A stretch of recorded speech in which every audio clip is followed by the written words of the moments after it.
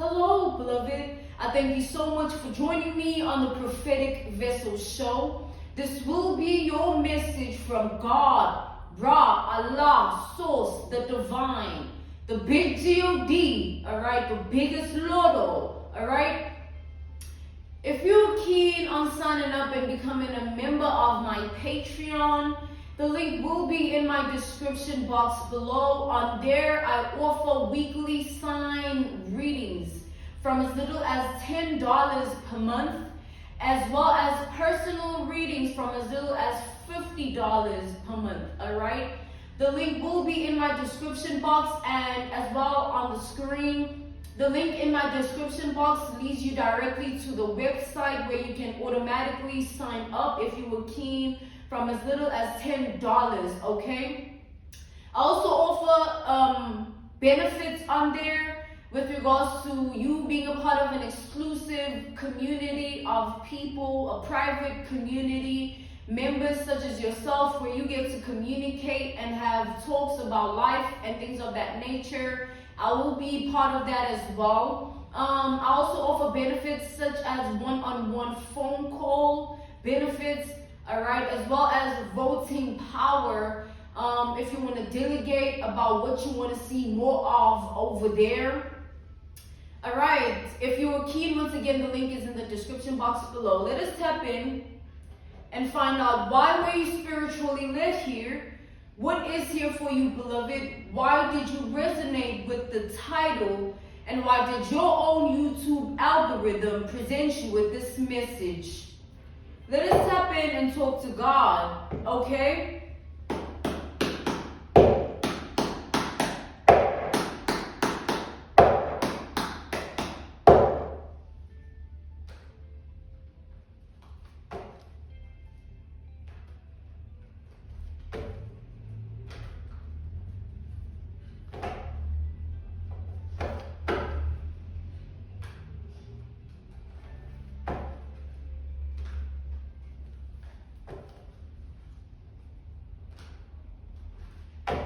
I'm channeling power, okay? Power. Power from distant relatives. Archangels. Okay, let's tap in. We got the Seven of Wands. Okay? Clarify the Seven of Wands. We got Aries energy. We got the Page of Cups. So, yeah, we got the Emperor. I feel as though, you're somebody that comes from a lineage of power. Whether it's power of authority, power of position, power of spiritual capability, okay? There's power to your name. There's power to your ancestry lineage. There's power to who you are, therefore.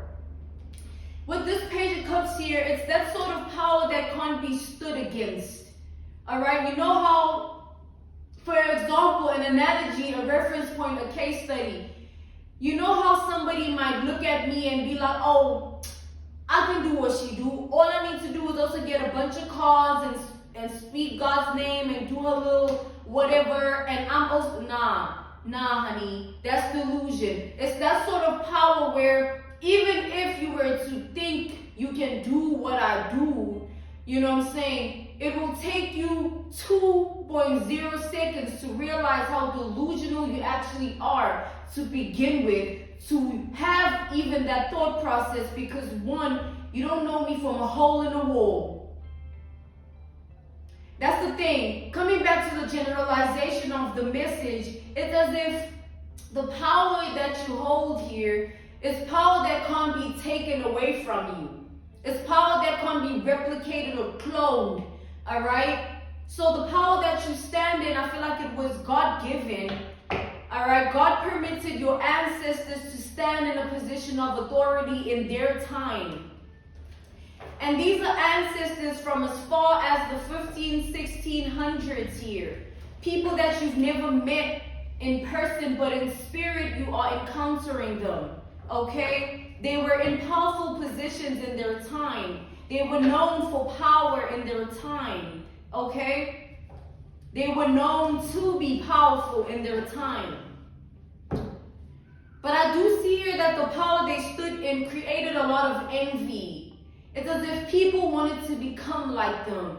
It was not like, oh, I bet I can do what they do or stand in the energy they stand in. It was like, nah, I want to do what they do. I want to stand in the energy that they stand in. People had a lot of envy towards your ancestors, okay? They had a lot of envy towards those within your ancestry lineage, okay? The energy that they stood in intimidated those who had no power at the time that they existed in their era. We have the Lovers. This speaks of the connection you have with your ancestors, with the Lovers. Clarify the Lovers here. It's like an unseen connection where you can't really say, oh, it's like it needs to be felt. It's a spiritual connection that you hold, all right? It's in the things that you are attracted to, they're there as well. It's in the things that you are led to do or called to do, they're there as well. All right? It's like whatever you devote your time and energy into, it's not only based on your liking of it, it's based on the things that your ancestors used to get up to back then. They might have not had the same resources, they were not in the same modern position that you are in, but they have the same power, one which has been bestowed unto you. God permitted that, all right? God has to permit our ancestors to do what they do in our lives. You know, there's some ancestors that, let's just clarify the Lovers here.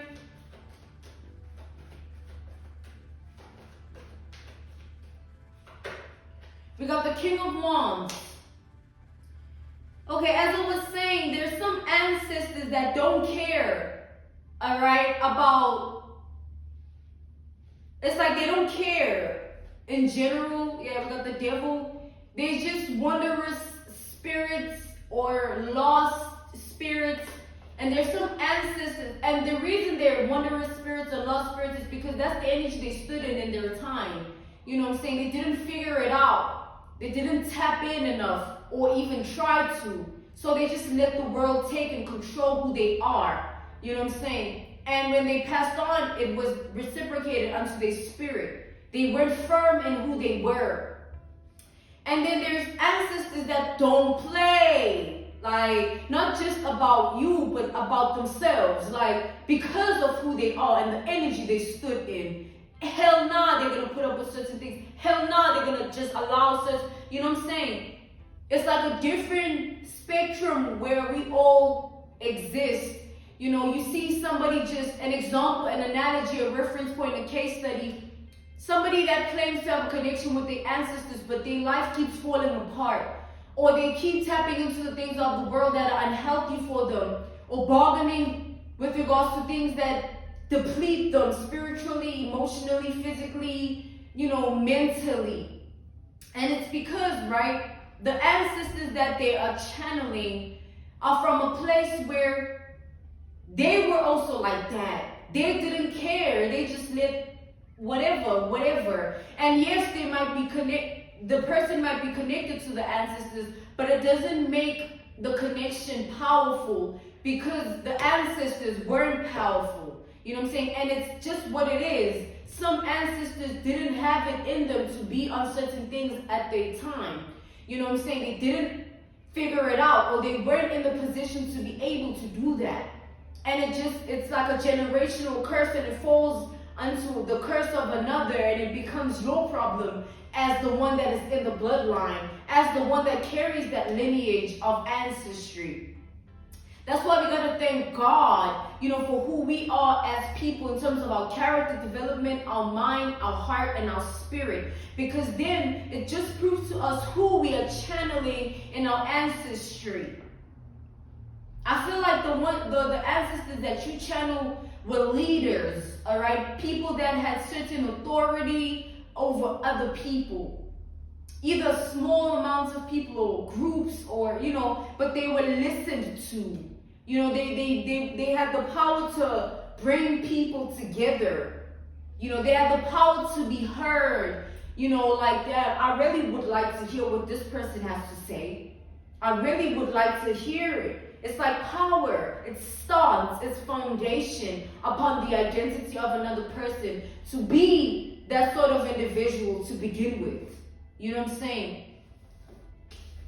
And other people's ancestors, it's just a spectrum, man. And where you lie in it, time tells. Okay? So yeah, we have the Five of Cups here. Okay?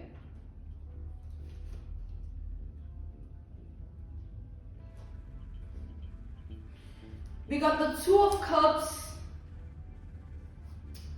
I feel like your ancestors had a hard time making friends, alright? Or having friends maintain, it's like the hard time was based on the fact that they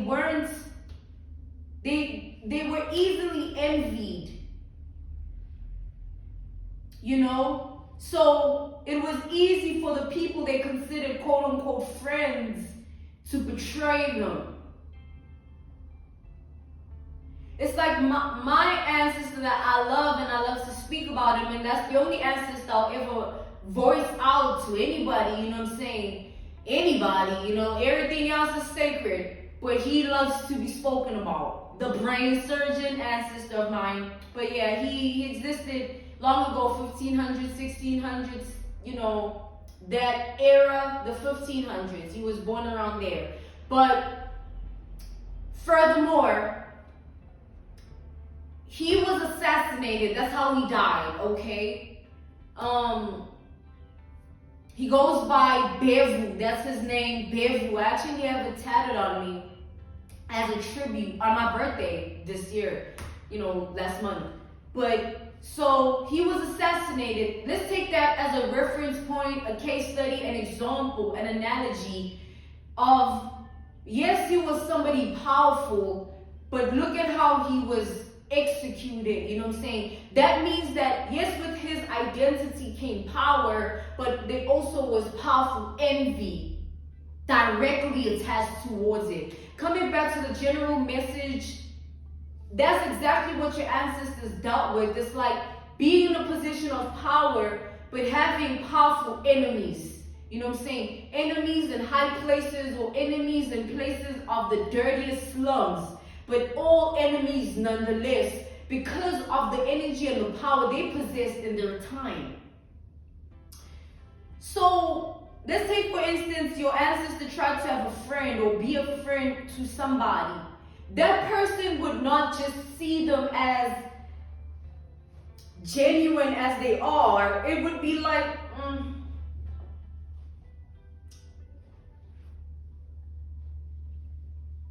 let me plot, let me plot against this person because of who they are, because of what they can do, because of the position they stand in, because of what they are capable of.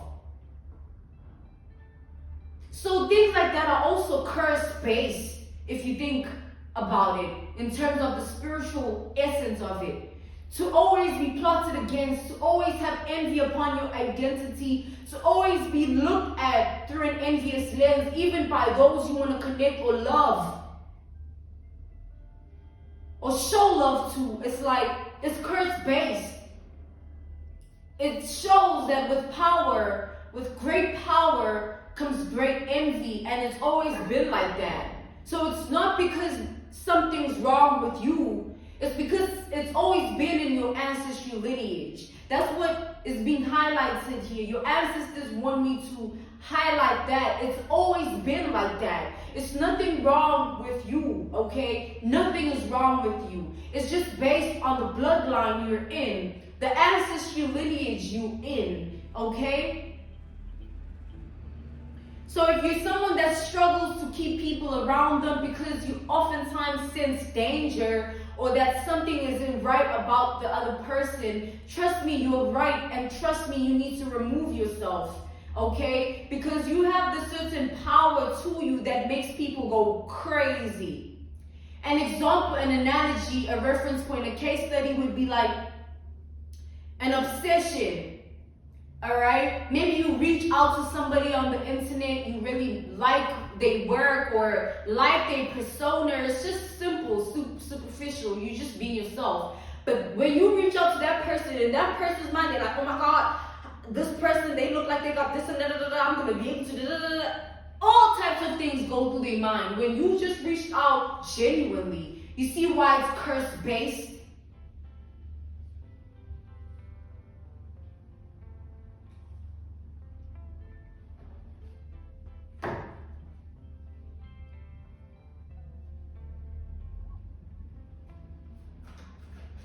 So your ancestors are saying you're not alone, all right? It's been a thing.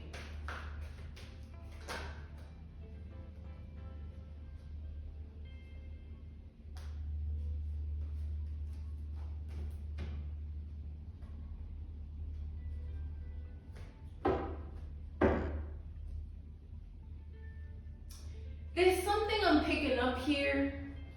Let's see. We got the King of Swords reversed. We got the Eight of Swords.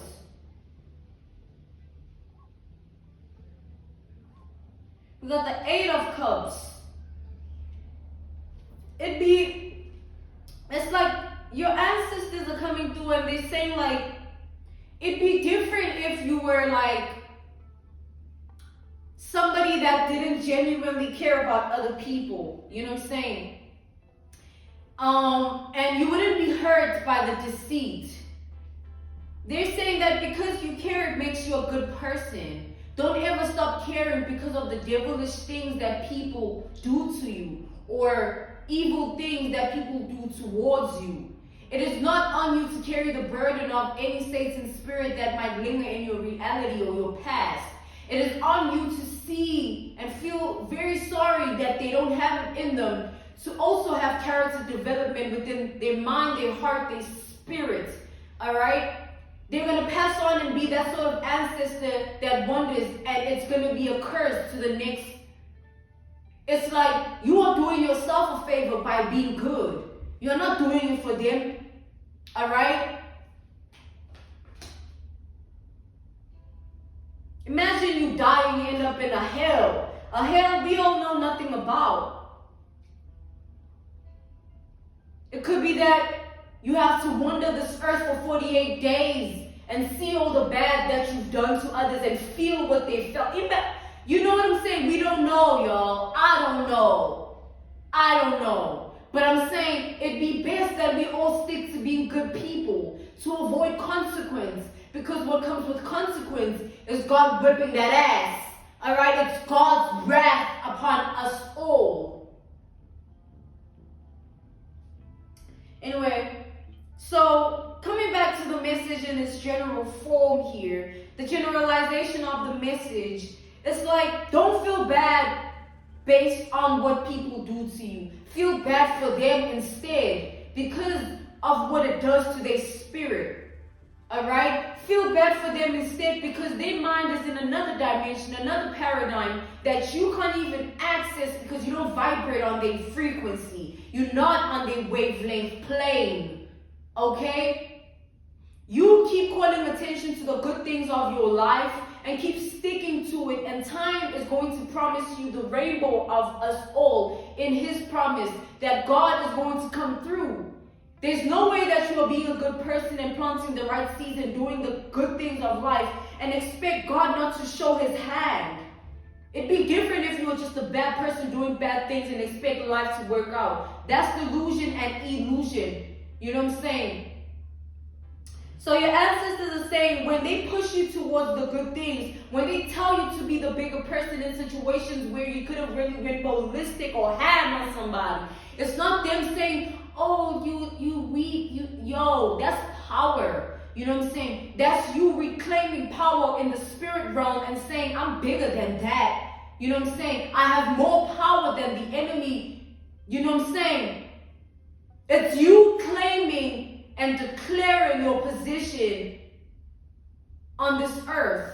Because that person that did all that to you, they have to live with the fact that you are unfazed. And they have to live with the guilt that they are a bad person. Now, whether they tap into that human mechanism of saying, whatever, I am who I am, no one can tell me what to do, yeah, but you are still dark. You are still dark-spirited, dark-minded, dark-hearted. It doesn't change a thing. And you will lose out on the good things of life. You will lose out on good opportunities and blessings because of the darkness you choose. You choose to stand in. It's a choice that we all have.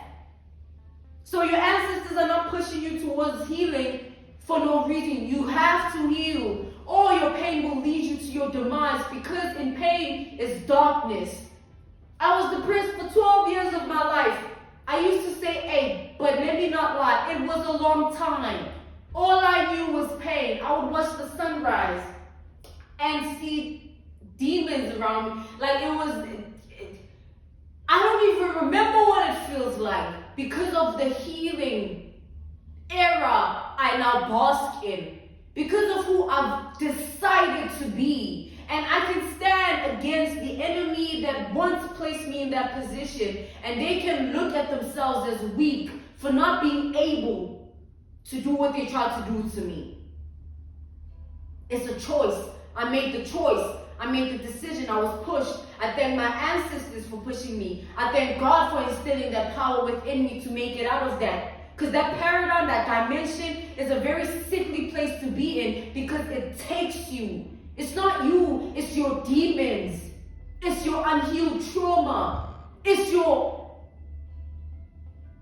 the voices, y'all. It's not right, or I can go on and on. You know what I'm saying? But ultimately, the choice would be choose to heal. Choose to be healed for yourself. Don't you want to see that healed side of you? You know what I'm saying? So your ancestors are pushing you towards healing. They say forget about the pain of the past. If people hurt you in the past, let them stay with that guilt.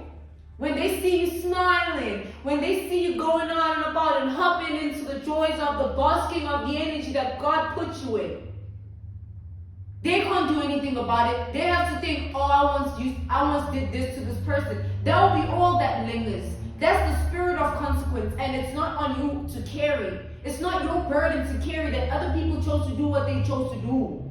Hell no. Hell no. Because if it was on you, it would mean you chose to be hurt. Who chooses pain? No one. It's like an example, an analogy, a reference point, a case study. You know, this is like disclaimer, it's a sensitive topic, but let's say a really poor circumstance of someone who ended up as a rape victim. You know what I'm saying? You can't put it on them and say, yo, it has nothing to do with that person. It has everything to do with the sick monster that tried to inflict that in that person. Tried to put their own things on that person. And it's a hard journey to rid yourself of the demons that another person tries to put on you. Especially when it's that deep. But it's a journey. That's why we have to choose it, because it takes time. And the more we sit in the pain, the more we lose the time to realize how healed we can really become and how happier things can be for us in our life, and how good the turnaround of the turntables can be. You can't choose the pain, because the pain is the devil's den. There is no kingdom of God in the pain. That's why people in pain hardly believe there's a God. It's not that there isn't one. It's because that's what the pain is telling them. I'm being called to end this message here. This was your message from God, Ra, Allah, Source, the divine. Okay, God, Ra, Allah, Source, the divine. All praise due to the Most High. Okay, every day. A prayer a day keeps the devil away. Stay prayed up. Alright, in these dangerous times of envy and jealousy, I thank you so much for joining me on the prophetic Vessel Show. If you are keen or interested on signing up and becoming a member of my Patreon, there is a link for you in the description box below that will lead you directly to my Patreon website. On there, I offer weekly signed readings, okay, from as little as $10 per month. And I also offer personal readings, okay, from as little as $50 per month if you are keen or interested. The link is in the description box below as well as on the screen. The link in the description box below is easier to access because you just tap it and it leads you directly to the website, okay? Thank you so much for those who have signed up in advance. Thank you for those who are about to sign up in advance. Thank you, beloved, all right?